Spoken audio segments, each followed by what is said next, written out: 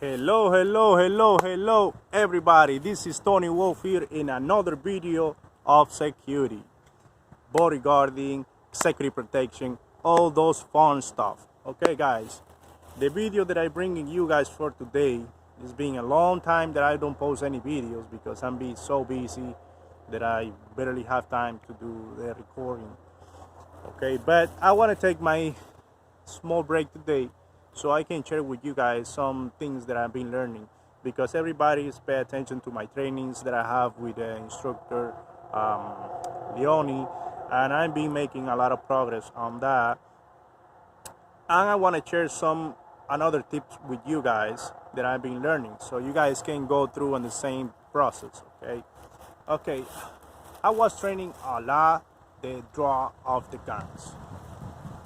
That's one of the main things that you need to pay attention to it, and you're in trainings every time that you do a special operations, or undercover operations, executive protection, and you're dressing like a normal person on the ground, and you want to carrying without nobody notice. In my personal opinion, the best way to go, I always have my gun on my front right here. Even if it's nobody notice, I'm carrying it right now. Okay. I don't use any expensive holster because I don't see a point just wasting my money. I'm buying an expensive holster. I like the ones you can buy for $5-6. They are Velcro. I will show you guys. This is Velcro. This is a normal Velcro inside holster, okay, and your gun is really safe there. Is you got no access to the trigger, and I mean, it's for me it's really comfortable. I barely can feel my gun inside of my pants. Okay, so this is the way that I go. This is the way that I train. Remember, guys, every time that you're training something for the real life situation, you want to wearing the clothes that you're wearing and have your all your equipment already set up, and you're training with that equipment so you can feel comfortable with your equipment. Okay, so this is the way that I go all the time. I go in, and my gun always going in front. Okay, and I'm training like that all the time. I'm carrying like that. Okay, and when I training for these situations that I've been training with Master Leone, and I training a lot the holster draw. Even if I'm training sometimes with the side holster that I sometimes wearing here. Well, that's only in the range or in the polygonum, but when I training real life situations by myself at home, I doing it with my front belly holster right here. And another thing that I want to share with you guys is if you guys training in the real life situations, you should practicing at least 10,000 times first at home with the anti-load. I always say this in all the videos, but I want to keep remember you guys that is very, very important practicing at home with the empty load. Safety first, guys. I always say that. Even the most expert people can have an accident and fatally shoot somebody else at home or whatever. So always keep your gun empty. Keep your finger out of the trigger all the time. So if I want to practice in this real situation live, if I'm in the crowd right like this on the stage, looking to my beep, he's performing or whatever, so I'm behind him in the stage, but pay attention to the crowd, just no threat or nothing, and I have to react with my gun. I have to take this really serious at home. I memorize my steps, but when I do it in the real life, I don't get stuck. Okay, So my first step in this, I see the threat, I pull my teacher up like this, grab my gun, always finger out of the trigger, guys. So let's do it again. 1 step, 2 step, 3 step.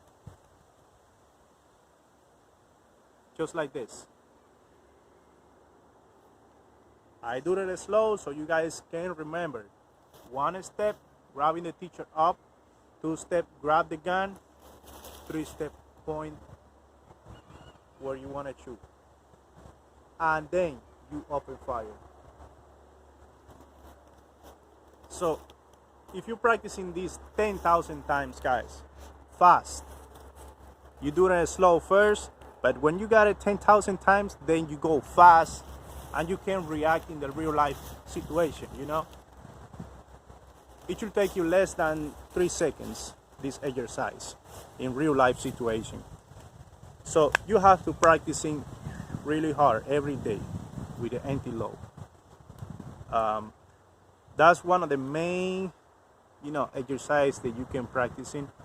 And I'm telling you guys that if you're practicing for real, you will see it improve. Even when you go to the range, you feel more comfortable to drop your gun, boom. It should take you less than 3 seconds. Another thing that I want to share with you guys is some self-defense tips. Some self-defense, because the gun, when you're doing executive protection and you kind of like surrounding of people, the gun is always the last option. Like really in extremely condition, you drop your gun and shoot somebody. That's your really last option if you're threatening death. If you are threatening to your death. So if you see the threat really, that you will lose your life or your people is gonna lose your life, then you drop your gun and you can take actions. But I always want to avoid this when you do executive protection, because you're working in the crowd or surrounding a lot of people, and you don't want to have any, collateral damage. So I want to show you guys some self-defense tips that how you can, react if you have the threat in front of you, and that can be just somebody really exciting with a beep, or somebody like kind of crazy. I do this sometimes for church people, those pastors or those kind of people that are sometimes that are most likely, get some other people that are sometimes the behaviors are not right, and then they want to go acting like crazy people and approaching to them or try to stab them or try to shoot them inside of the church or something like that, or with the artist just go after him and try to stab him or shoot him. That's most likely, but especially with pastors, famous pastors, and that environment with the church and those kind of stuff, you see a lot of crazy people. That's why they hiring you sometimes, because they're scared of their own crowd, because their own crowd gets sometimes too agitated and then go a little crazy. So you have to know some self-defense. And I'm wearing this t-shirt today because I always like to say the Krav Maga and Krav Maga, blah blah blah. People see me, people talk to me about the Krav Maga techniques, and I really feel comfortable using it, because when you learn the Krav Maga techniques, you realize that you really can improve your skills of self-defense really fast. You don't have to go for the long process of training like in jiu-jitsu, kung fu, karate, those kind of stuff. Most of the time they teach you a lot of nonsense movements, I talking about my own experience because I spent like 7 years practicing jiu-jitsu, Japanese jiu-jitsu. And Japanese jiu-jitsu, I not complaining about it because it's really good. I like it. I'm still like it. I'm still practicing, but it has a lot of movement that they are not too useful for you. I don't say that it's good tool that you can have on your toolbox, but I like more the Krav Maga style because it is more straight and go to the point. Okay, so if you can put yourself in the school that teach you Krav Maga or some similar um, military training, I'm not just talking about Krav Maga. There is another, Sila. There are different styles that are really concentrated for self-defense that I'm really work. Like they really work. I see the Russian style, the combo, or crambo. I mean, it's a bunch of military trainings that you can take in the street as a self-defense. And I telling you guys that are really useful. Don't go for those classic martial arts because, like I said, you will spend a lot of time that you don't have to grow your career or grow your profession as a executive protection, and then you just waste your time on the gym doing MMA or those kind of stuff that sometimes are not useful. It's good to have a good shape, practicing 5 hours MMA because you want to train or whatever. I mean, that's great. But guys, when you want to grow your profession as executive protection agent, as a bodyguard, like really expert in this area, you have to maximize your time.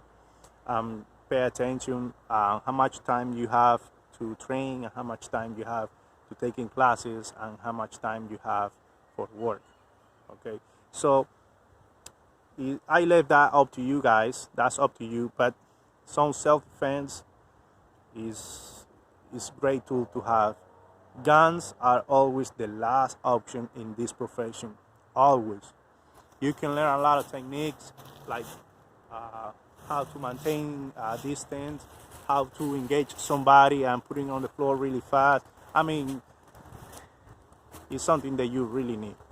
It's something that you really need. So, invest some money on that self-defense. Invest some money, and it will pay off. It will pay off. I'm telling you straight. By my experience that I have in nightclubs, working as a bouncer, I really realized that some self-defense really apply in the situations of real life, not just any martial art. So that's my tip for you guys today. I hope that you guys keep practicing and keep follow me. My Instagram is TonyWolf1986. You can go and follow me. I'm posting all the time videos and techniques and those kind of stuff. And my Snapchat is the same, TonyWolf1986. So guys, like I always say, pay attention to the little details and be safe, guys.